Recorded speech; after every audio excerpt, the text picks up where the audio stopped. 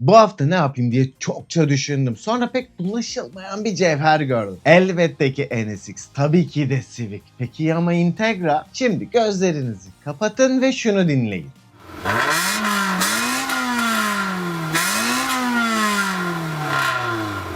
Bu ses her yola çıktığında ruhunu asfalta bırakan, ruhu olan ve sürücüsüyle sohbet ederken çenesi düşen bir arabadan geliyor. Civic'te demiştik ya hani bu dünyada yazılı olmayan ama her mühendisin kalbine kazınmış bir kural vardır diye. Ucuz ve konforlu araç yapmanın yolu motoru yan çevirip öne koyar, gücü de ön tekerleklere vermekte. Şu market arabası muhabbeti. Güvenli, ucuz ama asla bir spor otomobil değil. Spor araba dediğin arkadan itişli veya dört çekerli olur. Önden çekişte yarışılmaz efendim derdi Avrupalı mühendisler. Ama bu hikaye sadece Honda'nın hikayesi değil ha. Bu Honda'nın kimlik oyununun hikayesi. Amerika'nın o parlak ve statü kokan lüks showroomlarında insanların sessizlik ve konfor beklediği Acura markasının tam ortasına konulmuş bir saatli bomba. O üzerinde bir Acura logosu taşıyordu ama o logonun arkasında bir vahşi yatıyordu. Civic Type R hikayesinde konuştuğumuz o market arabası inadı Integra'da bir neştere dönüşmüştü. Fabrikada motor kanalları usta ellerle tek tek zımparalanan, camları ağır olmasın diye inceltilen, ses yalıtımı bile fazlalık diye sökülüp atılan bir hikaye. Bu videoda bir otomobilin üzerindeki Armani takımını atıp kollarını sıyırıp asfaltın üzerinde 5800 devirde yırtılan ve 8000 devirin üzerine çıkıp bir savaşçıya dönüştüğünü konuşacağız. Çayınız kahveniz hazırsa hadi başlayalım.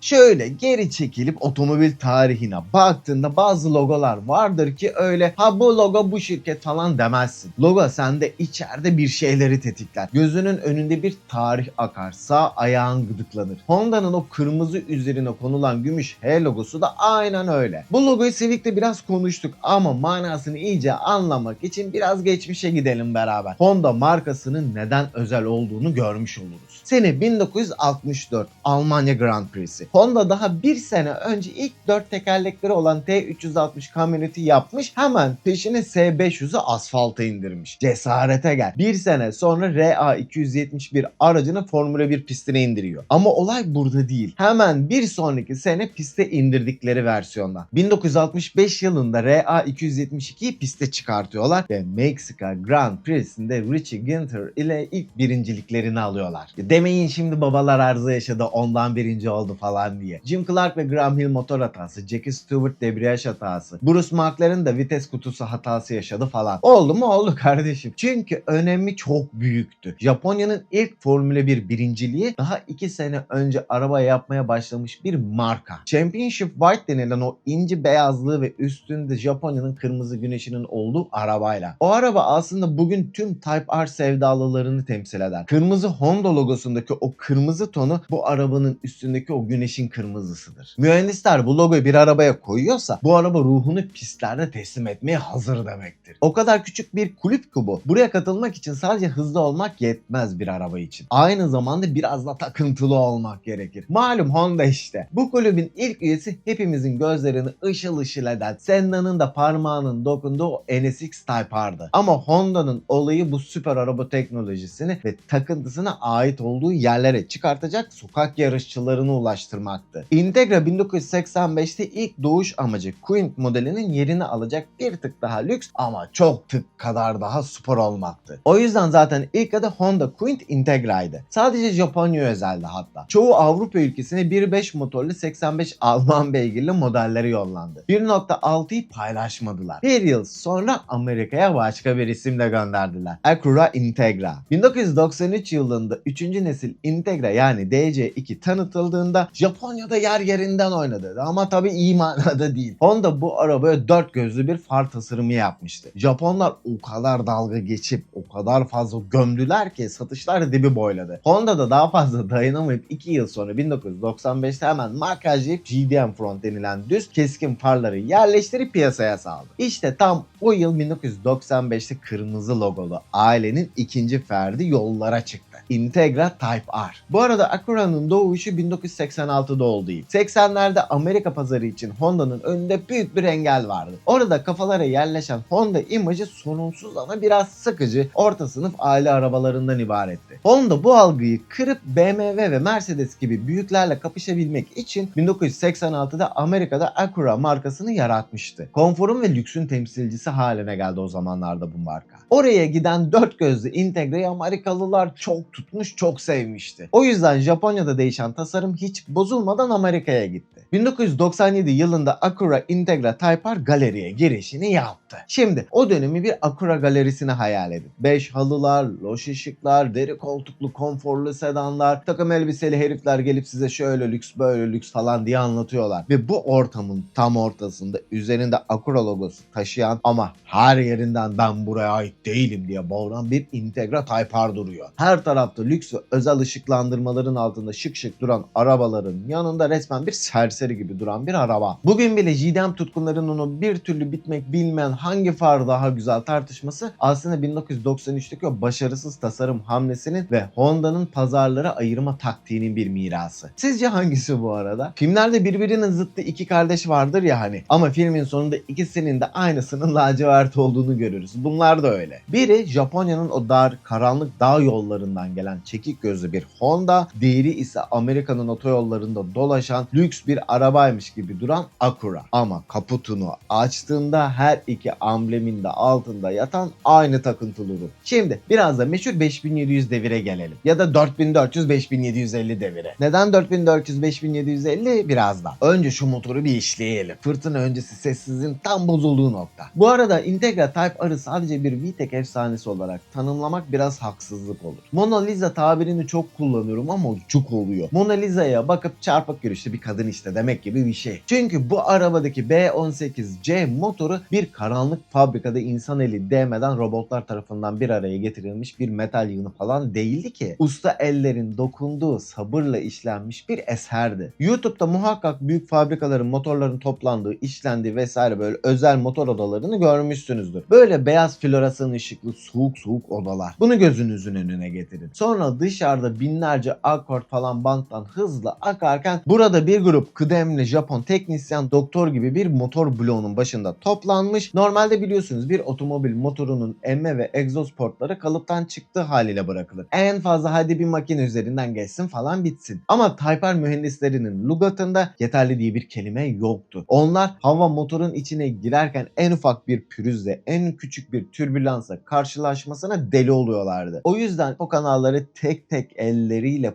pırıl pırıl olana kadar parlatıyorlardı. Öyle büyük bir takıntıydı ki bu. Bir adam mesaisinin tamamını sadece bu portların o minnacık tünelin içine ayna gibi yapmak için harcıyordu. Sırf bu el işçiliği yüzünden koskoca Honda günde sadece 25 tane Integra Type R üretebiliyordu. Düşünsene, talep patlamış, insanlar sıraya girmiş. Sen diyorsun ki dur tam olmadı şimdi, az daha zımparalayayım şunu. Şimdi gitsinler yarın gelsinler. Hangi marka yapar ki bunu? İşte zaten o kırmızı logoyu böyle büyüten şey o saniyenin 1/10 kadar tur zamanı farkı için gösterilen bu disiplin ve takıntıydı. Peki bu zımparalamanın altında yatan mucize neydi? Nedendi yani? 1.8 litrelik deli gibi devir çeviren atmosferik bir motor. Turboymuş, süper şarjmış, hile hurdaymış falan yok.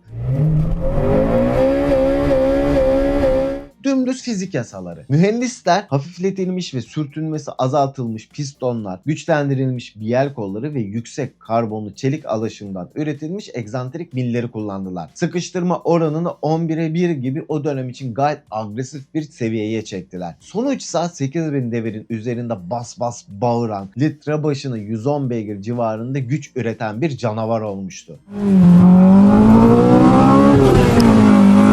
Bu arada dipnot, Ferrari'nin 94-99 yılları arasında ürettiği V8 canavarı F355 modelinin litre başına ürettiği beygir 109. Alman beygiri tabi. Honda bunu normal bir adamın alabileceği bir fiyat etiketiyle sunuyordu hem de. Neyse. Bu arada tork eleştirilerine de değinmek lazım. Diyeceksiniz ki bana şimdi yine. Ya Cenk, 178 ile 186 Nm arası tork veriyordu bu araba. Ben bile tek başıma daha fazla tork üretirim. Doğru dersiniz derim ben de, ama ufak bir detay girip. Integra Integra Type R'cığımın torku öyle Viper gibi rakamlara ulaşmıyordu. Uçak çekmek için falan üretilmemişti zaten. Klasik arabalar 4000 devir civarı nefesi kesilip vites at diye sana seslenmeye başladığı yerde hala çıkmaya devam eden bir eğride veriyordu Integra Type R bu torku. Bu motor maksimum torkunu 7000 küsür devirde veriyordu. 1.8 litrelik bir motordan turbo yardımı olmadan her santimetre küpten böylesine hırsla güç çıkarması o dönem için biraz zordu. Bu arabada tork sana altın tepside al paşam diye sunulmazdı. Onu bileğinin hakkıyla hak etmen gerekiyordu. Ve sonra o malum an geliyor. Devir saati 5800 bandını geçiyor. Dur 4400-5750 olayından bahsedeceğim daha. Bu metni yazarken Acura'nın sağ olsun 1413 sayfalık manuellerinde, forumlarda vesaire dolaşırken bir şey buldum. Onu da sizinle ekstra bilgi olarak paylaşmak istedim. B18C1 motorlarda, ki bu motor Type R'larda yok, GSR'larda var. Bu motorda 4 değil 8 tane hava kanalı var. 4'ü dar ve uzun, diğerleri daha kısa ve geniş. Bu diğer kanallar standart olarak kapalı. 4400 devire ulaştığında motor VTEC devreye giriyor. Hala o uzun ve dar kanallar. Ama 5750 devire ulaştığında ise ECU bir sinyal gönderip kelebek varplar açılıp hem o dar ve uzun kanallar hem de kısa ve geniş kanallar aynı anda aktif olup motora akmaya başlıyor. Direnç azalıyor ve hava silindirlere en kestirme yoldan en yüksek debiyle ulaşmaya başlıyor. Yani iki ayrı tekme hissedilir bunlarda. Intake Air Bypass deniyor veya Dual Stage Intake. Bunu da Type R'larda olmamasının nedeni aslında yarış tipi tek aşamalı bir manifold koydular. Dümdüz. Yine dağıttım konuyu değil mi? Neyse. Bizim motor 5800 deviri geçtiğinde malum pim itiliyor ve VTEC devreye giriyor. O an fark ediyorsun. Sağ ayağının altındaki o 190-200 beygir gücün o elinde zımparasıyla uğraşan Japon teknisyenlerinin emeğini. Geldik mi gövdeye? Şimdi motorumuz mükemmel. Portlar Miyagi'den emir almış Danielson'ın cilala parlat misali pırıl pırıl. Wax on, wax off. Ama o motoru zayıf bir gövdeye koyarsan o verimi alamazsın. Bir bütün olarak yaklaşmak lazım. O motoru hak eden bir gövdeye yerleştirmen lazım. Honda mühendisleri de zaten Type R için yola çıktıklarında güzel ve hızlı bir araba değil, yenilmez bir şasi hayal ettiler. Aksi düşünülemezdi zaten. Honda'nın mühendislik takıntısını biliyoruz. Arabanın gövdesini şişmanlar kampına gönderecek kadar hem de. Şasiden başladılar işi. Klasik bir Integra kasasını alıp test pistine çıkardıklarında gövdenin yüksek hızlarda esnediğini gördüler. Çözüm, şasinin kritik olan tam 25 noktasına standart üretim bandında olmayan ekstra punta kaynak attılar. İlk problem tamamdı. Araba kas katı hale gelmişti ama bir sorun da vardı. Her bir kaynak, her bir güçlendirme parçası arabaya ekstra ağırlık katıyordu. Ve Type R'ın kitabında ağırlık eşittir ihanetti. Sonra arabayı sıkı bir diyete sokmaya karar verdiler. Arabanın başına geçip fazla gördükleri, onları yavaşlatan ne varsa çöpe atmaya başladılar. Ses yalıtım malzemelerinden başladılar. 20 kilogram kadar izolasyon malzemelerinin hepsini söküp çöpe attılar. Motoru duymak istemeyen gidip klasik Acura modellerinden birini alabilir dediler. Sonra sıra camlara geldi. Delilik burada zaten. Ön camın kalınlığını tam 1/10 oranında incelttiler. Sadece birkaç yüz gram olsun, ağırlık merkezi birazcık daha aşağı insin diye ha. Kırık herifler diyorum ya işte. Sonra sıra donanıma geliyor. Klima çöp. Radyo ne gerek var kardeşim? Stepney onu bile daha hafif ve az yer kaplayan bir tekerlekle değiştirdiler. Hatta arka cam sileceğini bile aerodinamiği bozuyor ve ağırlık yapıyor diye attılar. 1100 kilogram civarında bir tüy siklet. O hafiflikte viraja girdiğinde bir silaha dönüşüyordu. EK9'daki o helisel LSD'yi hatırladınız değil mi? Önden çekişte araçlar understeer'e düşmeye meyillidir. Orada da demiştim, hızla gidersen direksiyonu fazla kırarsan ön tekerlekler kopar ve dışarıya doğru savrulursun. Yol sağa dönersen dümdüz devam. Normalde understeer'den kurtulmak için direksiyonu düzleyip ayağınızı hafif gazdan çekip belki az biraz da frene dokunup ağırlığı öne aktarır, tutuşu yakalayınca tekrardan gaza oturursunuz. Ama bu arabada da EK9'un diferansiyelinden vardı. Integra Type R'da gaza bastığında o mekanik sistem gücü en çok tutunan tekerleğe öyle bir aktarıyordu ki araba direkt burnunu virajın içine çevirip o istediğin çizgiye tak diye sokuyordu. Gerçi dur, daha çok EK9'da Integra Type R'daki helisel LSD vardı demeliyiz. Çünkü Type R ailesinin ikinci evladı Integra, üçüncü evladı ise Civic'ti. 1990'ların sonunda Avrupalı test pilotları bu arabayı kullandıklarında bu işte bir bit yeniği var, önden çekişte araba böyle dönemez diye yazıyorlardı. Üstelik bu araba Civic'te de konuştuğumuz o çift salıncaklı yani double wishbone süspansiyon sisteminin en rafine halini kullanıyordu. Tekerlekler yolun her santimini takip ediyordu. Direksiyon ise o dönemdeki rakiplerinin aksine bir iletişim aracıydı. Lastiğin altındaki o en ufak pürüzleri bile sanki elinizi asfalta koymuş gibi hissedebiliyordunuz. Bugün modern arabaların çoğu arkada ucuz bir torsiyon çubuğu ve bilgisayar kontrollü kilitlerle bu hissi taklit etmeye çalışıyor. Ama DC2 Integra Type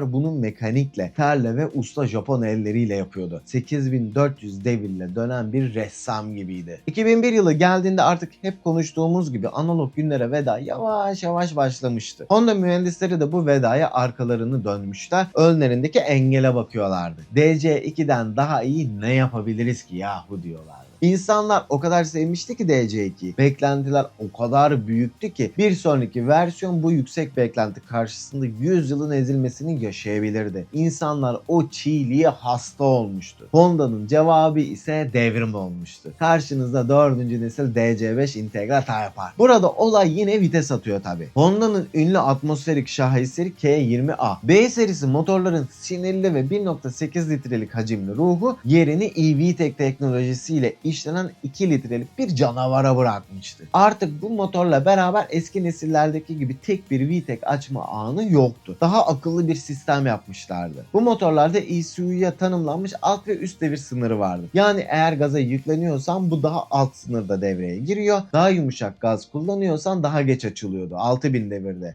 Honda'dan gidip K-Pro alırsanız bunlarla oynama şansınız bile var. 4500-5500 gibi. Yoksa fabrika çıkışında bu pencere çok daha dardı. 5800-6000 gibi. Eskisi gibi bekle 5700'de aç gibi bir şey yoktu artık. VTC yani değişken zamanlama kontrolü ile senin gaza basma oranına göre 0 ile 50 derece arasında çeviriyordu. VTC sistemi VTEC'in açıldığı o en kritik anda emme milinin açısını o yeni kan profiline en uygun derece tak diye getiriyordu. Bu sistem olmasaydı VTEC açıldığında motor güç kaybedebilirdi. Bu yeni motorla her devirde tabiri yerindeyse daha ciğerli bir motor vardı arabanın içinde. Ama Honda mühendisleri yine kaşınmıştı tabi. O DC2'de 4 göz far koymak gibi burada da bayağı radikal ve puristleri ayağa kaldıran bir karar verdiler. DC2'nin o müthiş yolun her santimini sana avucunda hissettiren çift salıncaklı ön süspansiyon sistemini söküp attılar. Yerine daha kompakt, daha modern ama sürüş hissiyatı olarak da daha filtreli bulunan McPherson Strat sistemini koydular. Bildiğin insanlar ikiye bölündü yine. Integra ruhunu mu kaybediyor? Bu Honda mı yoksa başka bir şey mi tartışmalara başladı. Ama gel gör piste çıktıklarında bu tartışmaların hepsi egzoz dumanıyla beraber yok oldu. DC5'in şasisi DC2'den çok daha rigid, çok daha sertti. K20A motoru o 6 ileri kısa oranlı şanzımanla birleştiğinde ortaya çıkan şey insanların aklını başından almıştı. DC5 Japonya'da Honda logosuyla pistlerde ortalığı dağıtırken Amerika'da Acura RSX Type S adıyla sokakların tozunu attırmaya başlamıştı. Amerikalı gençlik Acura RSX'i sokakların kuralı diye çağırıyor. Japonya'daki gerçek Type R sahipleri o Brembo frenler, Recaro koltuklar ve kilitli diferansiyelle saf sürüşün tanımını yapıyorlardı. Vites geçişleri hala net ve kemikliydi. Motor hala 8000 devrin üzerinde öfkeliydi. O eski analog çağın mis gibi bir finali ve dijitalleşen dünyanın başlangıcı olmuştu DC5. Ama gel gör sevdiklerimizi bizden alan o emisyon kuralları ve değişen dünya düzeni 2006 yılında bu canın fişinin çekilmesine neden oldu. Bir devir kapanmıştı artık. DC5 bir mirası devir almıştı ve onu zirvede bırakmıştı. Sonra aradan koskoca 16 yıl geçti. Dile kolay tam 16 yıl. O zaman çocuğunuz da olsa artık üniversite sınavı için dershane arama yaşına gelmiş bir genç oluyor yani. 2006 yılında DC5 sahneden çekildiğinde arkasında derin bir sessizlik bırakmıştı. Herkes elinde eski dergi sayfaları, Google'ı, YouTube'u alt üst edip o Integra videolarını izlemeye, resimleri incelemeye, forumlarda tartışmaya dalmışken 2022 yılında bir meteor düştü ortaya. Integra geri dönüyor dendi. Ama tabii insanları da hem bir umut hem de bir korku sardı tam burada. Son dönemlerde olanları biliyoruz çünkü. Acaba pazarlama oyunu mu, elektrikli mi, 5. nesil Integra yani DE4 ortaya çıktığında kaputunun altında o 8000-9000 deviren çeviren atmosferik bir motor yoktu. Nasıl olsun ki emisyon kuralları böyle motorların boğazına sarılmış öldürmekle tehdit ediyordu zaten. Tehditle de kalmıyordu.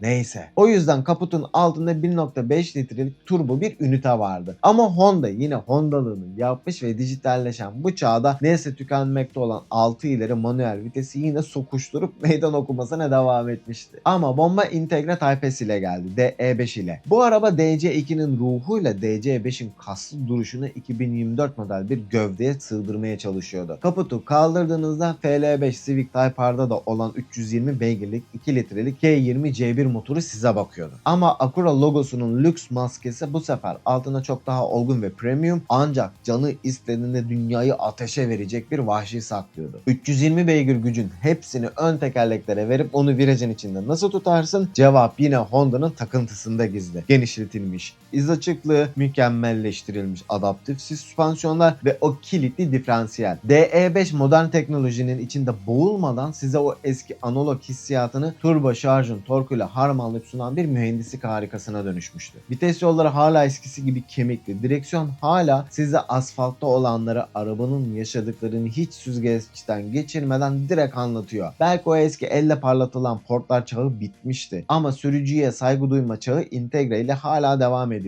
Bu araba her şeyin ruhsuz ve aynı tip bir şeye dönüştüğü günümüz 2026 dünyasında hala o 6 ileri vitesin topuzunu kavrayıp devam ediyoruz diyenlerin sığınağı haline geldi. Bu arada bu araba Amerika'da A-Spec ve Type S olarak üretildi ve Japonya'ya 2026'nın sonlarına doğru gönderilecek. Sadece Acura adıyla. Type R yok. Bu isim Integra için DC5 ile bitti. O yüzden 5. jenerasyonu DE4 ve DE5'i ekleyip eklememekte tereddüte düşmüştüm ama fazla bilgi göz çıkarmaz. Bir yanda 85'in Quint Integra'sı, diğer yanda 2024'ün Type S'i. Aradan geçen 40 yıl, değişen teknolojiler, biten atmosferik motorlar ama değişmeyen tek bir şey var. O da Honda mühendislerinin önden çekişli bir araba sadece market arabası demek değildir inadı. Integra bugün o inadın modern, güçlü ve şık bir kanıtı olarak asfaltta. Bu beyaz renkli güzel arabalar ve kırmızı logo aslında çok özel. Çünkü o beyaz Championship Bike yani NH0 ve bu renk ucuza kaçılmak için yapılan bir renk falan değildi. 1965 yılında Meksika'da Honda'ya, hatta Japonya'ya ilk Formula 1 zaferini getiren RA272'nin beyazı, kırmızı logo o arabanın üstündeki güneş kırmızısı. Bu renkler oradan alınıp NSX'e, Accord'a, Civic'e ve Integra'ya devredildi. Bu logo bir çeşit mühürdür. Altınızdaki arabaların Formula 1 geninden geldiğini en güzel gösteren logo. Kırmızı logo varsa o arabalarda teknoloji sürüşün önüne geçmiyordur. Sürücü arabayla direkt birebir sohbet içerisindedir. Bugün Integra'ya baktığımızda, hatta sadece Integra'da değil, Type R'lara ve o kırmızı logoyu gördüğümüzde bir arabadan ötesini görüyoruz değil mi hepimiz? Soichiro Honda'nın o inadını, dün T360 kamyoneti yapıp bugün Formula 1'de birincilik alabilen bir arabayı görüyoruz. O tutkuyu ve onurlu savaşı görüyoruz. Ve işte dostlar, yine dertlendik be. Buraya kadar geldiyseniz yüreğinize sağlık. Bugünün konu da Integra Type R'dı. Bir yanda lüksün markası Acura, diğer yanda da savaş şarkıları söyleyen bir samuray. Peki siz ne diyorsunuz? Araba benimle konuşacak kardeşim, aksi olmaz mı diyorsunuz? Yoksa teknolojiyi reddedemeyiz, ona ayak uydurmamız lazım. Artık o devir kapandı, bunu kabul edelim mi diyorsunuz? Hadi yorumlara gelin, biraz dertleşelim. Ve eğer bu tarz hikayelerin devam etmesini isterseniz kulübe katılıp kanala abone olmanız ve bir beğeni bırakmanız benim için dünyalara bedel. Ha bir de şu hype tuşu önemliymiş meğersem, bilmiyordum. Ona da bir basarsanız efsane olur, beni mutlu edersiniz. Bu platformda bu tutkuyu ve hikayeleri ayakta tutan yegane şey sizin bu güzel desteğiniz. Hepiniz cansınız. Teletaat yaşamayı unutmayın. Kendinize çok ama çok iyi bakın.